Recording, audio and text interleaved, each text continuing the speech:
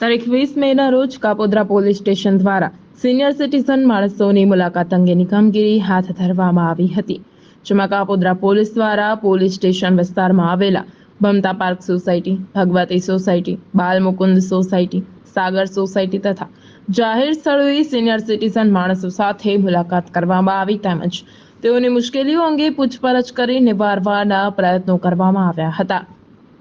હાલમાં senior citizen સાથે બનતા બનાવોથી માહિતગાર કર્યા અને તેઓની સાથે આ પ્રકારની ઘટના ન થાય તે અંગે જાણ કરવામાં આવતા તેમજ તકેદારી રાખવા સમજ કરવામાં આવી હતી। આ ઉપરાંત ભવિષ્યમાં આવનાર સમયમાં કોઈ પણ પ્રકારની મુશ્કેલી આવે ત્યારે તરત જ પોલીસ સ્ટેશન આવવા તથા Surat police control room number 100 નો સંપર્ક કરવાથી તાત્કાલિક પોલીસ મદદ મળી રહેશે તેવી ખાતરી આપવામાં આવી હતી। 5 સ્થળ ખાતે કુલ 120 સિનિયર સિટીઝન લોકોની મુલાકાત કરવામાં આવી હતી। સદર સિનિયર સિટીઝનની મુલાકાતની કામગીરીમાં પીઆઈ એમઆર સોલંકી, ડબ્લ્યુપીએસઆઈ એને પટેલ તથા સી ટીમના તમામ મહિલા કર્મચારીઓ હાજર રહ્યા હતા। Bureau report, Mahadev news, Surat.